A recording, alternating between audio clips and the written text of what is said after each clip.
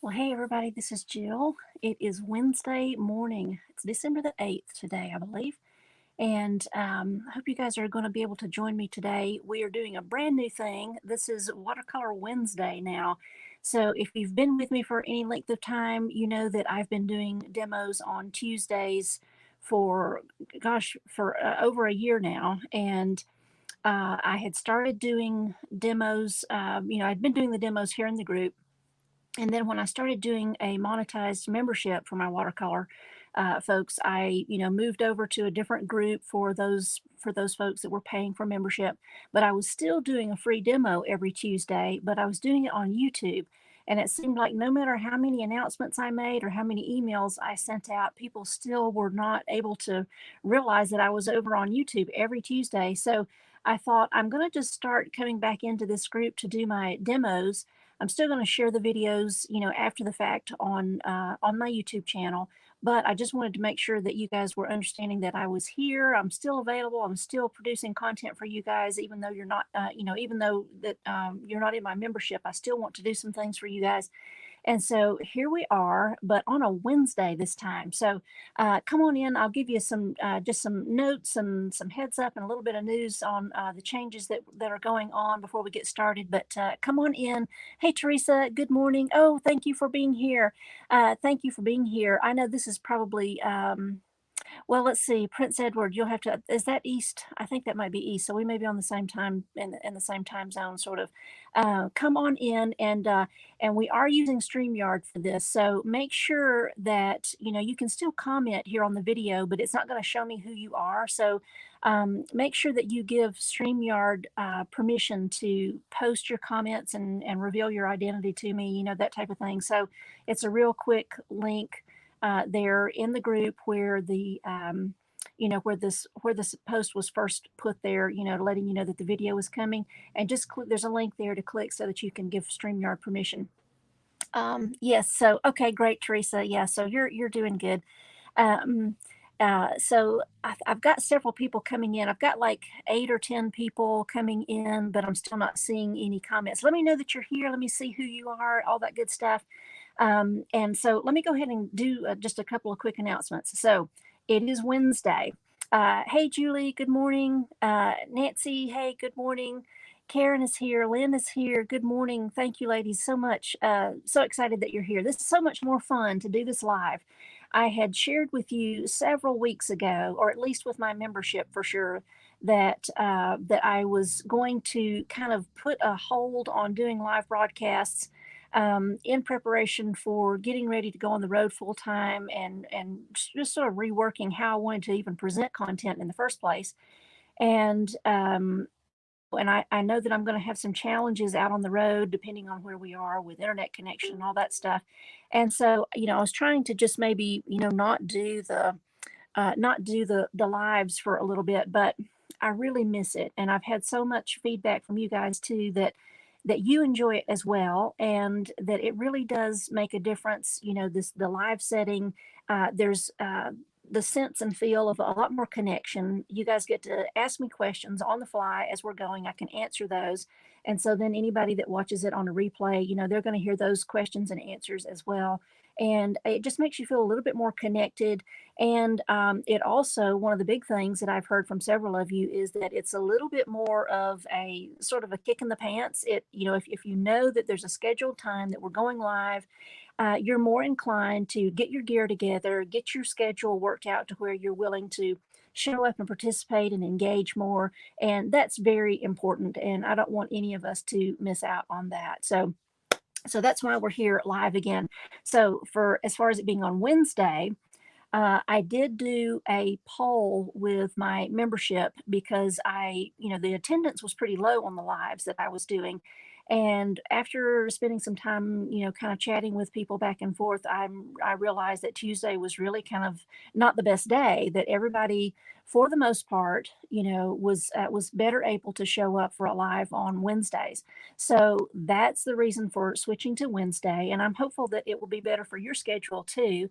For those of you that are not in the membership, but I will be doing, a live every Wednesday for my membership.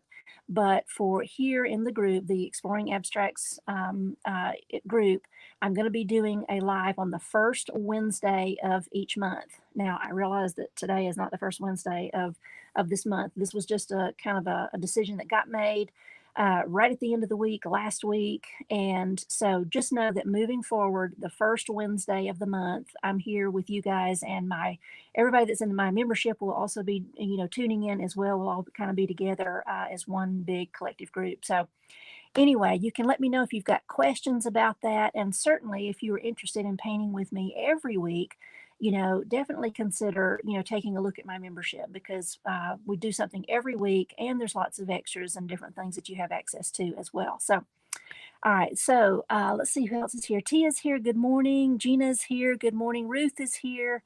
Fantastic. Okay. Got so many folks here. All right.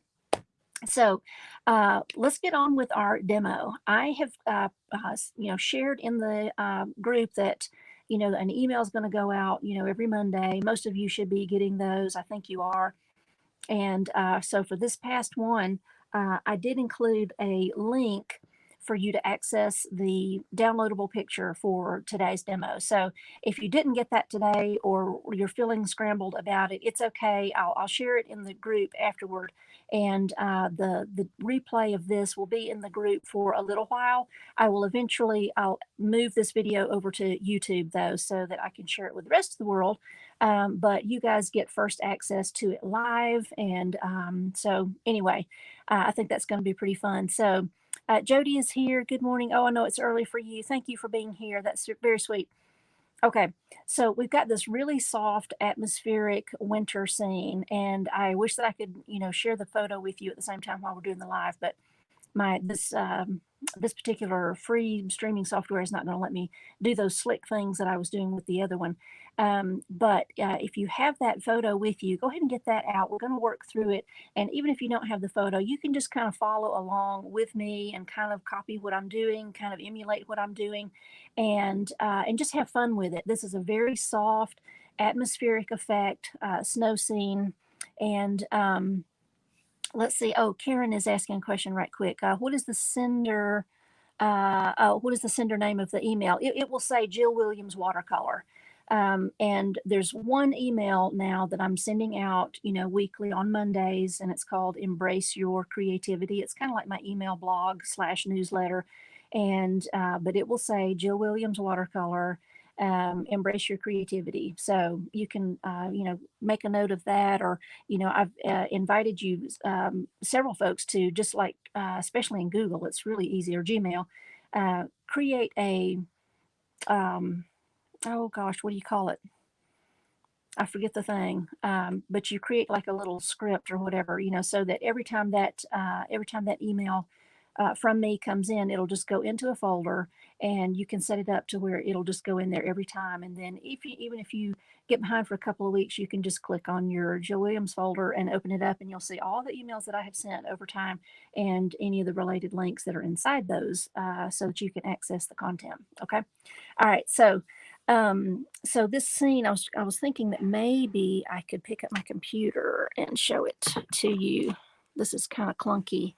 I might have to figure out a better way to do this in the future. Oh, okay. All right. So if I can even get it in front of the screen. Okay. All right. All right. So I'm trying to let you guys see it, especially for those of you who maybe did not see it, but you can see this really soft wintry scene. Just the trees just sort of disappear into like a misty area. It's a really beautiful photo, and something fun to do in watercolor, especially just because the watercolor lets you really create that soft, easy transition from lots of color to just the white paper. Okay, so we're going to get into that. Let's go ahead. I'm going to switch you over to my work area, and let's just get started on this. All right, so I'm using an interesting brush today. I had not mentioned this. I just kind of threw this in at the last minute. And so don't worry if you don't have anything like this, it will be okay. But I'm just using kind of my standard brushes. I've got a pencil today. I do have a little tiny rigger brush. These are really helpful for doing the little tree limbs, you know, when you want to do some really small line work. And then I've discovered that one of these really cheap brushes, I've been using these a bunch, you know, as we've been working on the bus for different things, especially applying, you know, fiberglass resin. And they're a really inexpensive brush and really not a good quality brush. You can see how wiry the bristles are, but I've learned that you can do a really interesting dapple technique with this. So I'm going to show you. And if you like that, these are like $1.50 at Home Depot, and it's a good deal. All right, so I'm going to start with, I have a 9 by 12 Arches 140-pound cold press that I've cut in half. Okay, so this is just a half sheet of the 9 by 12, and I'm actually just going to wet the whole paper with a larger brush. And I want to get everything wet because, you know, obviously we're going to have these really soft atmospheric effects, and I want to have the paper damp. Now, if you notice, I've not dipped a lot of water onto the page. I'm just forcing this little bit of water to kind of get everywhere because I really want the paper to just be damp. I don't want it to be ultra, ultra saturated. I'm going to hold it up just so that you can see the sheen, you know, that I'm going for here. It'll have sort of a, just sort of a, you know, a satin looking finish. You don't want to have like a big, you know, super glossy big puddles of, you know, of water, you know, piled up and that kind of stuff.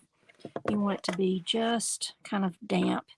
And the reason for that is that it helps this, you know, these soft edges, we want them to spread, but we don't want them to spread too far. And so, you know, when that paper is a little bit too wet, everything goes a little bit too far.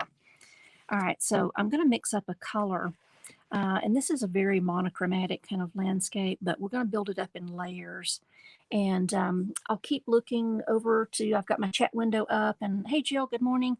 I've got my chat window open. And so if you've got questions along the way, I'll be checking on that too.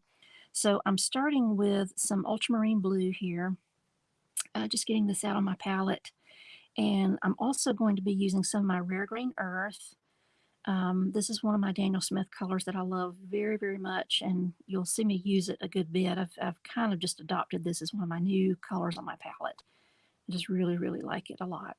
So the ultramarine and the rare green earth. If you don't have rare green earth, you could actually use a little bit of bloodstone in the mix, or you could use some neutral tint, just a tiny little bit, with just a small touch of quin sienna to kind of tone it down, tone that blue down to a gray. But the rare green earth is just a unique animal all by itself. It has some really interesting properties to it. So, all right, so I've got a nice little puddle of this, and you can see it's sort of this gray, greenish blue kind of tone right here. And I'm going to mix up a second color, also based in my ultramarine blue. And it's basically going to be very similar. I just want it to be a darker version of what I just created. So more of my ultramarine blue, some of my rare green earth. I'm going to keep this one just a little bit more on the blue side though. A little bit more of my ultramarine. And I'm actually going to put a little bit of my neutral tint in here, just a tiny little bit. I don't want this to turn black or anything, but I do want it to be like a, you know, a dark, you know, approaching kind of a navy blue, I guess. A little bit more of my rare green earth. All right, so you can see I've got two sort of greenish, I've got a greenish bluish gray here, and then sort of a kind of a navy blue, a little grayish tone to it. Got some neutral quality to it. All right, so my paper has been sitting, and your paper should have been sitting too. And so now it's nice and damp so that the colors don't run quite so much. So with this dry brush, and if you don't have one of these, just use a dry brush that's got some stiff bristles. Just make sure that it's dry. And I'm just going to take the brush and dip it into my lighter of these colors. And I'm just going to kind of come into my page and just touch. You can see the brush carries hardly any paint at all. It's just a little bit of moisture right on these wiry tips. But when I place it in here on this damp paper, I kind of get this little mottled effect that's almost like coming in with a small brush. You know, if I wanted to come in with a small brush and do a lot of stippling, this kind of knocks the job out in one fell swoop, right? It really just kind of gets it onto the paper and it just sort of takes off. So all of those little distant trees are just really soft and shadowy and ghost-like. And, you know, that's because there's that snowy haze that's kind of floating around out there in this image. So I'm kind of just, you know, sort of creating a little bit of a background. And that was a very quick way to do it. You can still do all the stippling with these drops, but I think that brush is really kind of neat that it really just sort of knocks it out pretty quickly. All right, so I'm going to get into a smaller brush now. This is my number 6 round, and I want to use a smaller brush to kind of control the amount of pigment and water that I'm putting into the composition. This is really soft. I don't want to overwhelm it with a bunch of new pigment and water. I want to keep it soft. So I'm just going to get into my darker color, and I'm looking at my reference photo, and I can see that there are just little pockets of dark areas in these trees back here, you know, that are off in the distance, just tiny little shadowy areas that are just a little bit darker.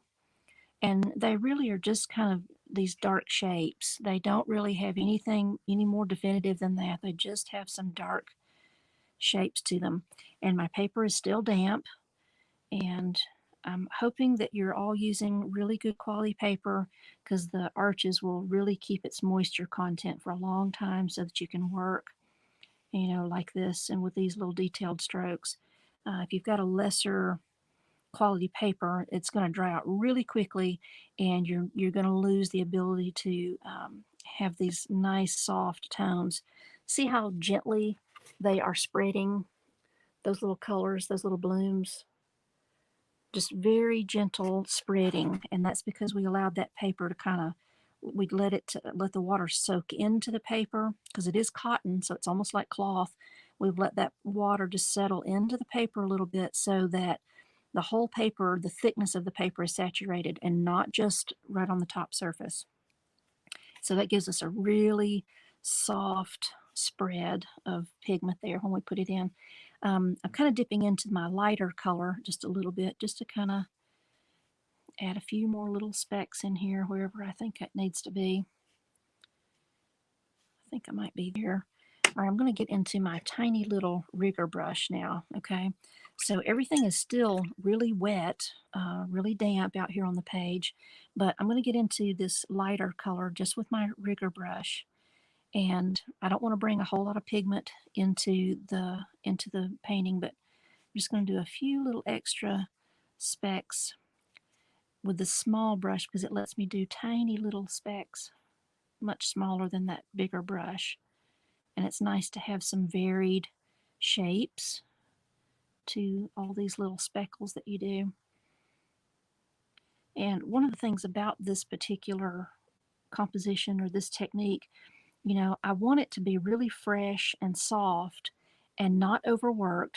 There are just tons and tons of little tree-like bristles and barbs out there in this composition, but I don't want to try to go through the process of capturing all of that stuff, every little twig, every little detail. I want to just sort of catch the essence of it. So I'm building up a few layers of these little soft tones, and then we're going to start getting a little bit darker as we go. These are some really soft colors out there. I'm going to actually get into my rare green earth just by itself over here. Rare green earth is it looks like a dark color, but it's very transparent and has a greenish gray tone. I'm just adding that in a few little spots. I don't want to completely cover up all of my white paper. I want some of the, you know, the white paper to kind of shine through a little bit in places because there are little spaces out there. Someone is saying, what color besides neutral tint and ultramarine blue? It's a great question. I was keeping my composition kind of with cool tones, and you know, if you any kind of blue or grayish green combinations that you want to come up with, you know, the reference photo really looks like, if you painted it true to color, you would probably be getting into a little bit of your phthalo blue, but just a little. It's such a harsh, stringent, deep color. I wouldn't want to have you jump off into that and have a really overly vivid composition, but any kind of bluish, grayish green tones that you want to come up with based on what colors you have on your palette are going to be good. All right, so I've just added a few more little speckles here. I'm going to let this dry a little bit. I'm actually going to use my hair dryer to help it, but you can see everything is very soft. There are no details, no limbs yet or anything like that. I'm just putting in some soft tones. So I'm going to dry what I have here.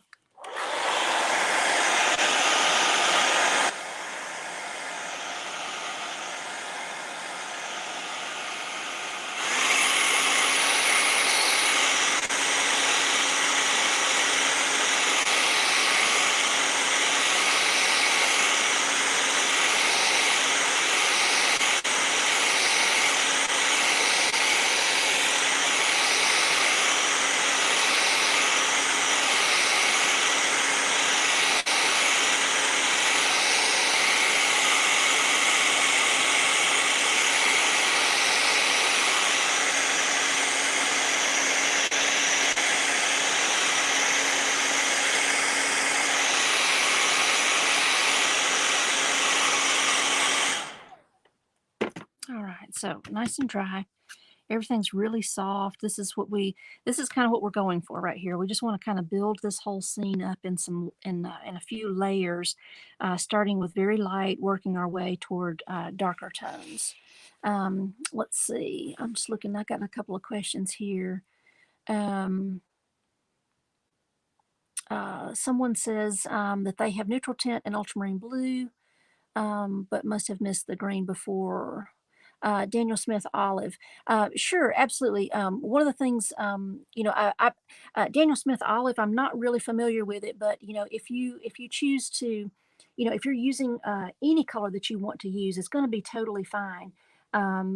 Just kind of staying in this color family.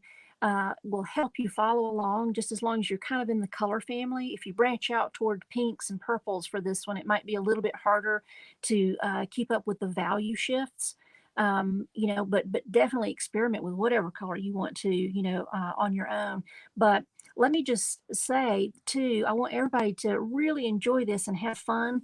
And any of the demos that I do, anytime I'm working with my students or membership folks or just whoever, my main goal is to make sure that you're getting some new techniques and learning how to carry the colors in maybe a different way that you had not thought about before.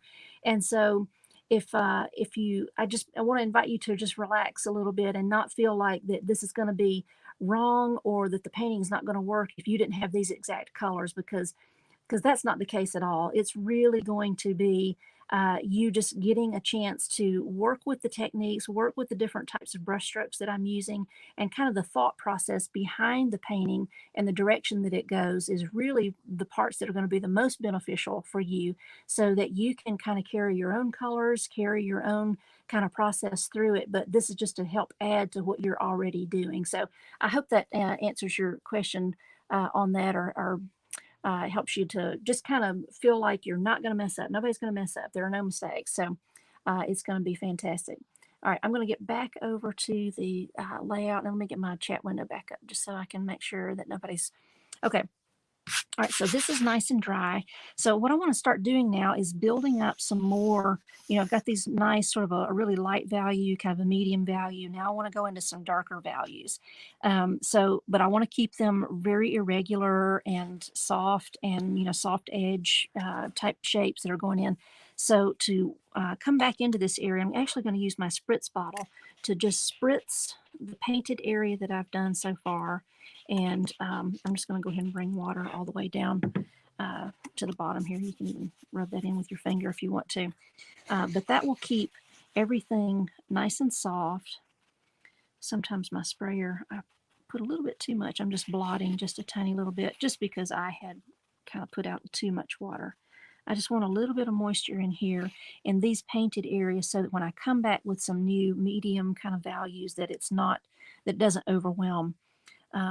So I'm going to get back into my darker color, my darker value here, and start to kind of, I'm looking at my reference photo, and I want to kind of come back into some of these areas that were already, they were dark, but I want to build on them. I'm going to hold this up, and if you'll notice, because of the fact that I sprayed the water instead of brushed it, when I put the water in, the paint wants to try to follow these, almost like these little tendrils will start to branch out because it's chasing after water droplets. See those little shapes, those odd little shapes that can happen, and that's just because of the water droplets. I wouldn't get this many extra shapes in here had I just wet this with a brush. The paint really does like to chase the little water droplets. See all the different unique little shapes that I'm getting with the pigment just because of the water drops. So that's kind of a fun way to do those. All right, so I'm just adding some of these in. Again, I don't want to overdo it. And I'm actually going to get into my lighter color. And I want to try to create some of the little, there's like a little pine tree or something out there. So I'm wanting to sort of recreate some of the little silhouettes of the trees that I see out there. And having a little tiny rigger brush really makes that easier to do. And you notice I'm not completely covering up all of my lighter tones that are in the background. Those are going to represent still yet more trees that are just not so clearly in view, but they're out there. We know they're there. They're just shrouded with mist and snowy stuff or whatever's going on out there. So I know I've got some Canadian folks in my group, and I do have some folks, Ohio and a little farther north. And, as a Georgia native, snow is just sort of, I don't know, it's something you just read about. You don't really get to live with it. And so one of the things that I look forward to a whole lot when I start traveling is visiting some places that have snow. I don't want to get entrenched and get to where I can't get back out, but I would really like to see real snow. That's something that I'm definitely looking forward to. All right, so I'm just using my little brush to just kind of move some of these shapes of paint around. And there's a little bit of a glare, but you can see I've got a little bit of a few little runs and different things that are happening, and that's just because of the way that the spritz bottle puts the water down. I can get these little rivulets, and I think they're really, really fun and interesting. All right, I'm going to take my little brush. It's just damp really, and I'm going to start working my little rigger brush through some of this wet paint that's here and kind of pulling up some little tree shapes. You can see they're starting to form just a little bit, very ghostly in color, very faint. And I'm just using the pigment that's already on the page and pulling up some of these little tree shapes. This little rigger brush, if you don't have a little tiny rigger, I highly encourage that you get one. They make little limbs and little tiny detail work so much easier. Let me hold this up so that you can see those little tree forms that I pulled up out of the wet pigment. Let me do some more right here a little bit closer. But you can see how it will just do the most fine, delicate lines. If I'm having a few little hiccups with stopping and starting, definitely let me know. I'm using some free streaming software, so sometimes you get what you pay for, right? So we'll see how this goes for us. But tiny little strokes. This is a Trekell rigger brush, and if you want some more information on it, I can share it with you in the group. But it makes the most delicate lines, and I just love using it. But you can see how soft these lines are. Someone just said they are loving the tutorial. I don't know your name, but I'm so glad that you're here and that you are enjoying it. Such fine little lines. I just love it. I'm just pulling these up out of the out of the pigment that's already on the page. I'm not adding any water or pigment to my brush. Just pulling with my little rigger brush to get some little textures. All right, so I'm going to dry what I have here because I want to do yet another layer, and then we're going to work on our big tree that's kind of over here on the left-hand side. If you've got questions or anything, definitely post them up. I'll definitely get to those.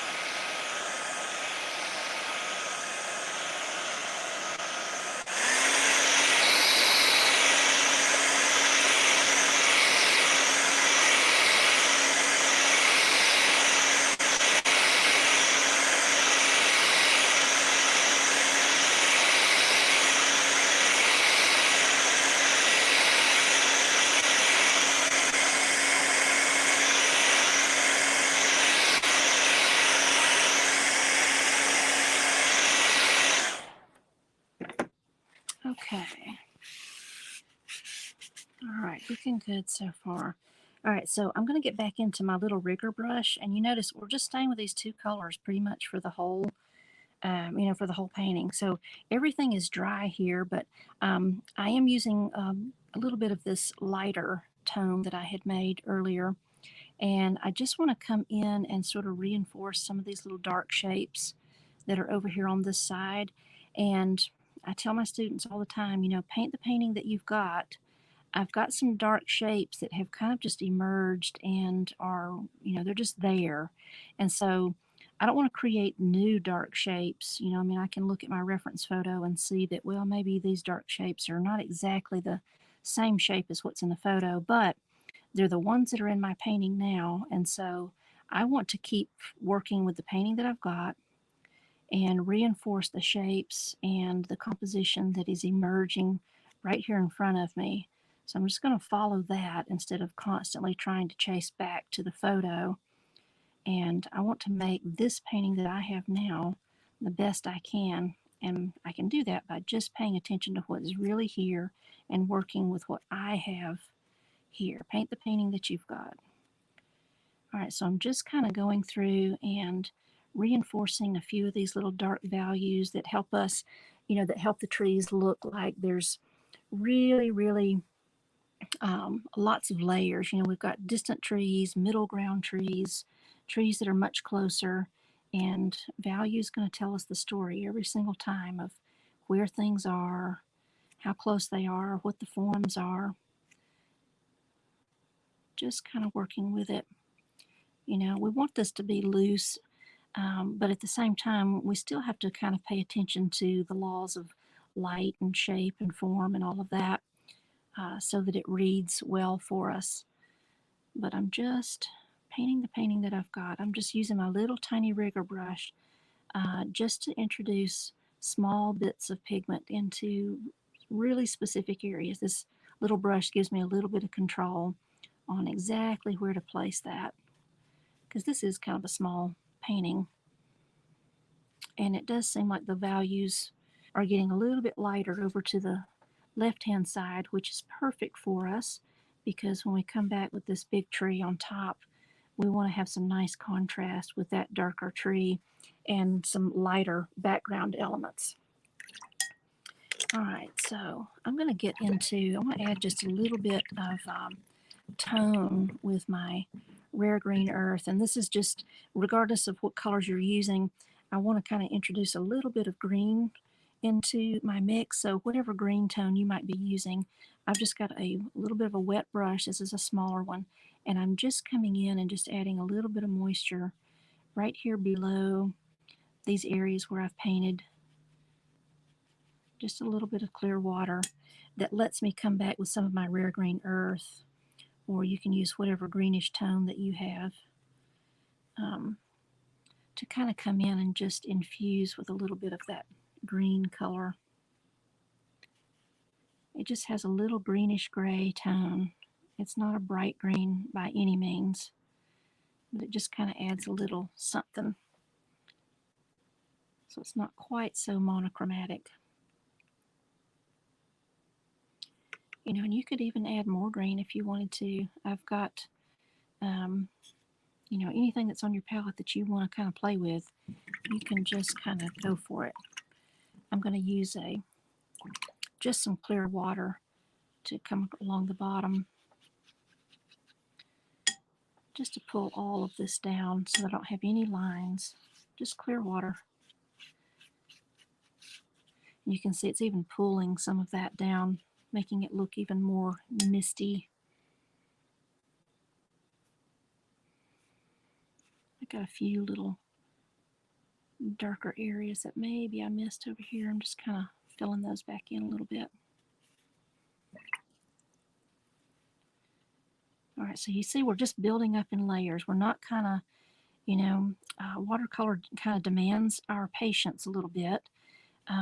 We want to cooperate with it and let it do what it wants to do, but it's not going to behave, you know, it's not going to let us do that alla prima technique that's so easy to do with oils and acrylics, where you can just lay on just layer after layer all at one time. Watercolor doesn't really play that game, so we have to kind of work in a few layers. But I've got another layer now. You can see we've got light tones, distant tones, medium tones, some darker ones, and now we're going to get even just a little bit darker. So I'm going to dry this one.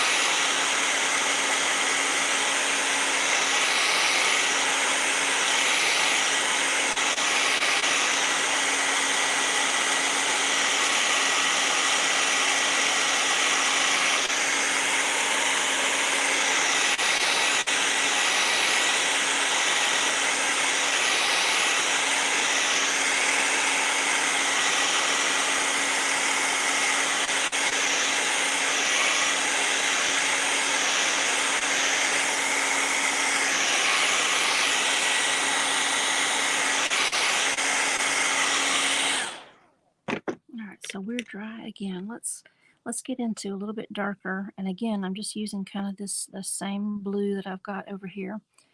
And let me just check, make sure I don't have any questions. Oh, this is good. Um, uh, yes, somebody is saying that they missed the beginning part of the tutorial. Absolutely, it will be available after the replay. It's going to be here in the group for a little bit, but I'll be moving it to my YouTube channel, and everybody will get the information on that. And then somebody, I love this. Somebody says, after years of doing tight watercolor, this is so freeing. Wonderful. I'm so glad that you're enjoying that. Let's see. Oh yeah, and Julie, you've got a comment about doing some workshop, about me doing some workshops. I did mention that, and I will get into a little bit of that after we kind of get through our tutorial here today, but I'll definitely mention that. I've got some good things coming up for next year. You know, planning on, you know, learning how to do lessons from the bus is going to be, it's going to be fun. All right, so I'm just loading up my brush with sort of a soft, a dark mixture of some of this blue, but I've added some water to it so that it's nice and thin. And very carefully, I'm just going to come back into my composition, and I don't want to overdo this. This is where we can kind of get, you know, you can kind of get crazy with it, but I want to add a few little tree limbs or tree trunks, you know, that I'm kind of seeing out there, but just a few, very delicate, very soft. I don't want to turn it into, you know, I don't want it to get busy on me and I lose, you know, the softness of things. I know the rigger, if you've got a really good rigger, it makes such nice lines that when you start making some of the lines, it feels so great. You'll kind of want to just keep making lines, and then all of a sudden you've got too many lines. So I'm just kind of coming through and reinforcing some of the larger trunks that I see in some of these trees. And you notice I'm not going really, really dark. You know, it's a little bit darker than what I had before when I was, introducing some darker tones. But I don't want to overdo it. I want to keep it soft. Some more little limbs, little trunks.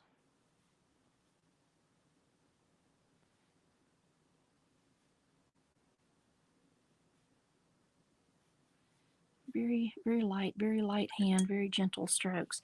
And if you don't have a rigger brush, it's going to be very hard to make these really tiny lines. And the smaller the line, you can really preserve your scale, your sense of scale, because the lines are so tiny. All of this can really stay out there in the background, off in the distance where it belongs, without rushing into the foreground and sort of taking over. Want to keep those nice and soft. Okay. All right, now for our tree here in the foreground. I'm going to start very light with my tree, just like everything else, but then build up in tone. Now, I haven't drawn my tree. If you feel more comfortable with it, you can just grab your pencil and kind of lightly sketch the shape of your tree. If you want to, I'm going to kind of just draw with my brush using some light color, very light color.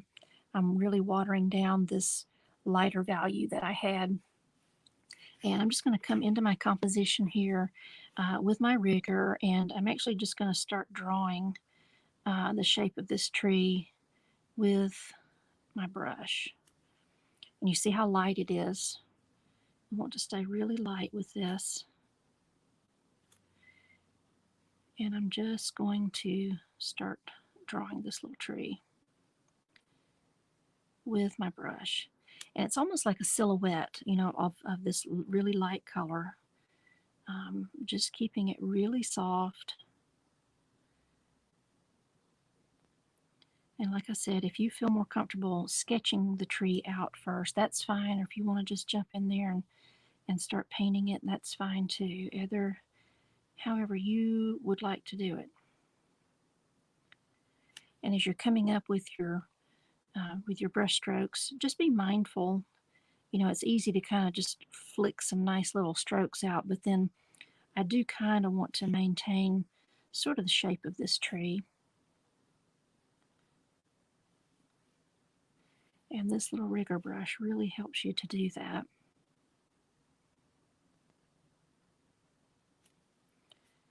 All right, so very light value. We're going to build on this, but this kind of blocks in the tree for us a little bit without committing to a really dark color. And we don't want this to be a really dark color anyway. We want to keep it nice and soft. You don't want to come in here with like your black or anything like that. You want to keep things nice. And if you're having trouble with a fine line, even if you're using a rigger and you're having trouble, the most likely culprit is that you have overloaded the brush. When you overload the brush, it'll swell and get really heavy, and then of course when you touch it down on the paper, it's wanting to unload all of that, and that's going to give you a heavy line. So don't overfill, don't overload the brush, and then you'll have a finer line. All right, so I'm just going to kind of keep working on these little delicate branch shapes here, while also trying to maintain the overall shape of the tree that I'm presented with. And if you come up with a little different shape, that's okay. The main thing is that you want your tree to look like it belongs, and that it really does occupy space here. All right, now I'm clearing out my brush. It's just damp with just a tiny little bit of water, and I'm going to go down here just below my tree and just start painting in a little bit with clear water. If you notice, if you're looking at the reference photo, the bottom of this tree just gets so light because it's just misted in snow or mist or snowfall.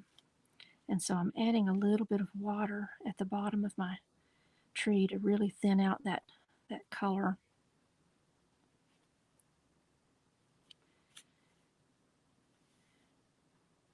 And right now I'm just focusing on just kind of getting the tree in here. And I'm using very light strokes, very light pigment, and being careful not to overload my brush so that my lines stay small. And again, with this, just like painting grass or hair or anything like that, I'm not trying to, um, draw every single limb. I want to just sort of create the feeling of all of these multi crisscrossed branches overlapping one another. And trees they can be challenging, but if the more you practice and the more you study and observe them, the better able you are to render trees with more confidence and skill, and having a good quality rigger that lets you do a fine line is very, very helpful. Notice how light this value is. I'm keeping it very light. I don't want this tree to dominate. It is the focal point, but I don't want it to become too out of balance and over dominate the composition. Trying to hold my paper up enough to where you can kind of see the brushwork that I'm doing. It's very light. I've been moving kind of slow just so you can kind of see what I'm doing, but I want to start working a little bit more quickly because it will help me to maintain a fresher look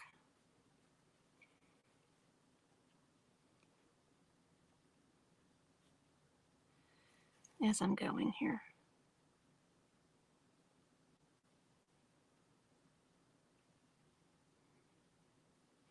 All right.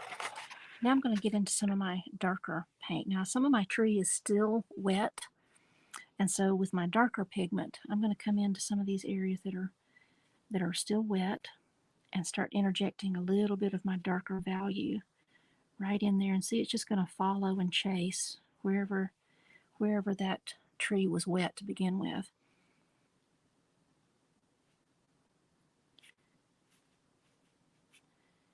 When you're doing trees, especially bare trees, bare trees are very challenging because there's not a whole lot to work with. The foliage is gone, and so you're left with just that skeleton of the tree, and it can just be really challenging to create depth and a sense of form when everything is essentially missing from the tree.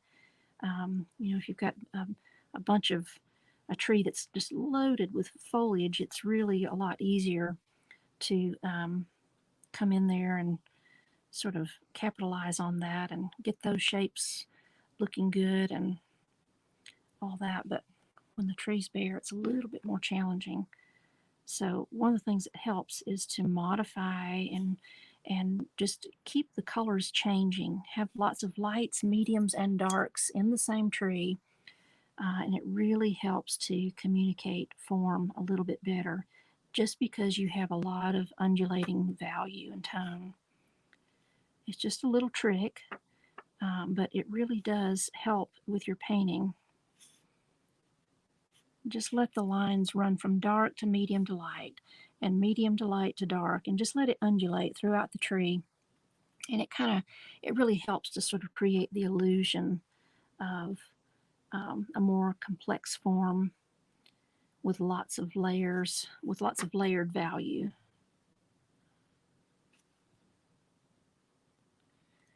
You can see already, the middle of the tree and sort of toward the bottom it's dark, but I've allowed it to be really light on the ends, and it just makes for a more convincing form once we get to our painting.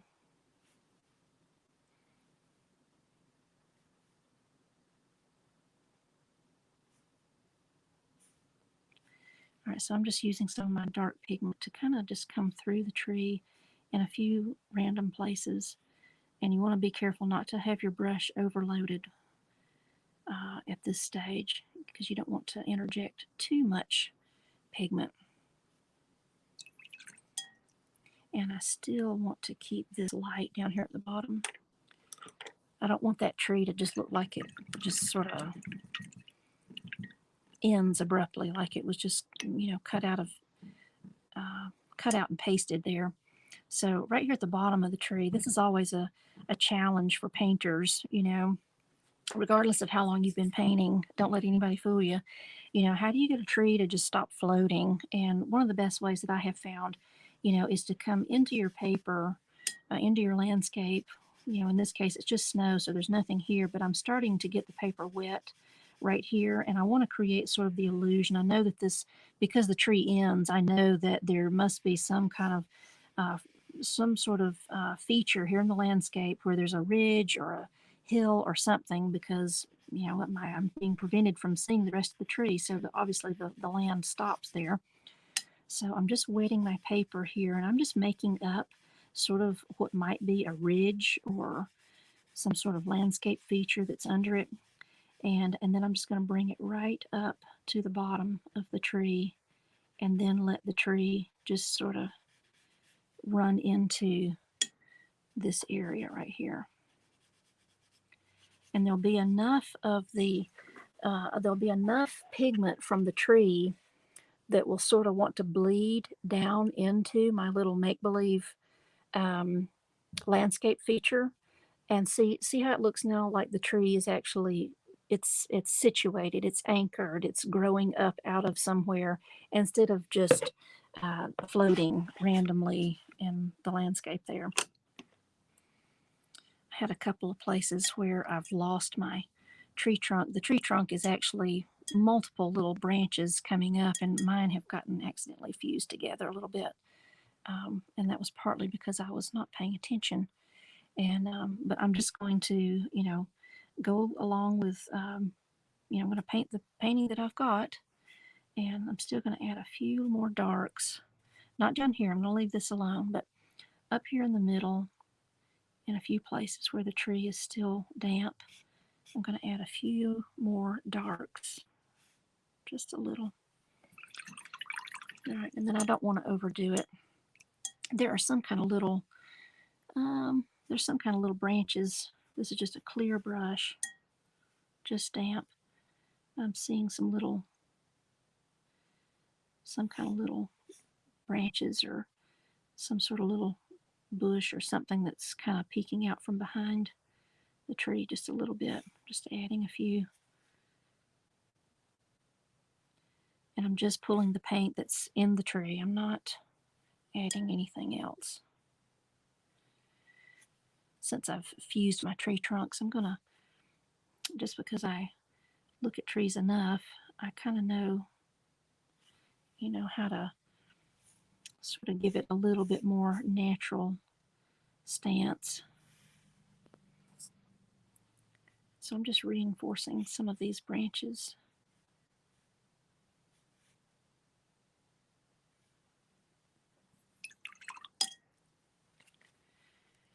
And if you get a branch too dark, just use a damp brush to just get into that pigment and just pull some of that pigment out and away, redistribute it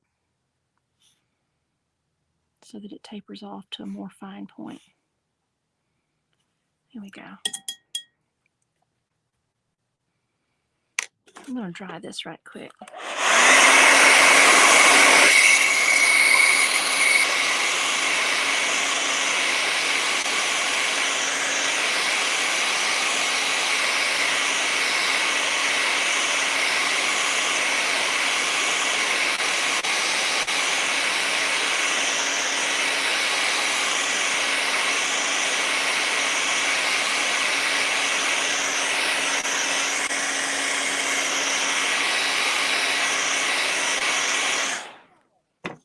All right, I got one more thing that I'm going to do, and then we're going to wrap this painting up.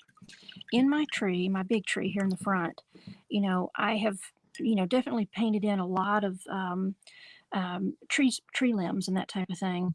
But, because I don't want to paint every single tree limb, I'm going to come back in here and add some value in here. This is just clear water on my brush, and I'm just painting some water in this area.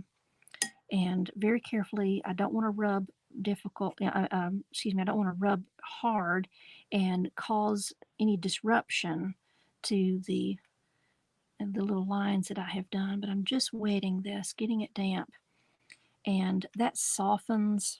I can even take one of my pigments, this really light one, very, very light, and just kind of come in a few places just to add some specks of value. Let that run.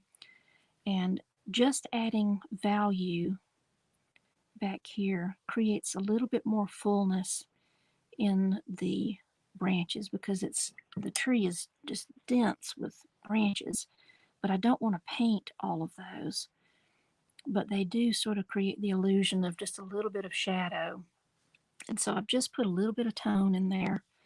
Make sure you do this after your branches are dry, and then just wet that area a little bit, and then just add a little bit of value. Notice I've left little white spots. I've left little, some little white specks in there, dry paper. But see just that little halo of shadow throughout the tree?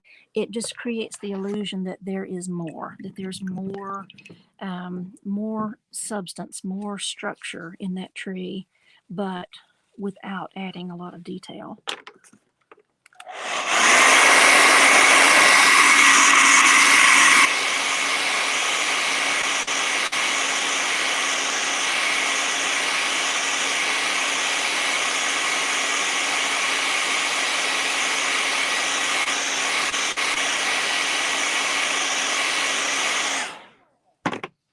As I'm drying, if you've been with me for a little bit, you know that I use drying as an opportunity to kind of double check my work.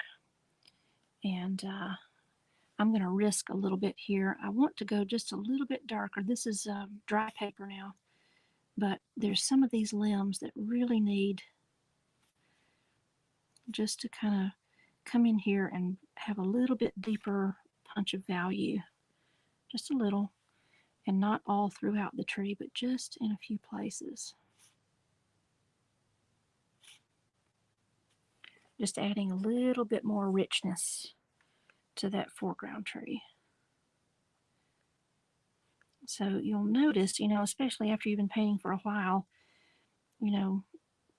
accurately rendering is, part of the equation with capturing and crafting imagery. But another huge component that I feel like gets overlooked so much is just value. Okay. And so, making sure that you're incorporating lots of variation in your value in your values throughout your painting is so important. It really helps to tell the story of form every time. And see, I just brought that tree into the foreground a little bit more like it should be, just because I went a little bit dark right here. It wasn't the whole tree, just right here in those core structures of the tree.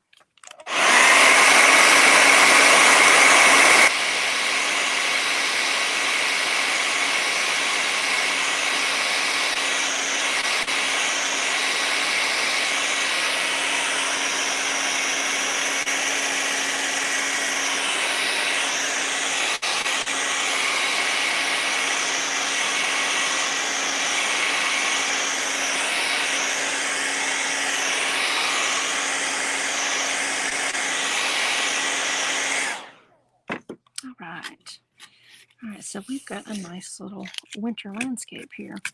Now, you've got some options on this. I stayed really high key with this. I did not really I didn't bring any colors into or any values into the sky or into the foreground. I just left it really open, really light. But you can kind of take a look, see what wound up happening here with my tree.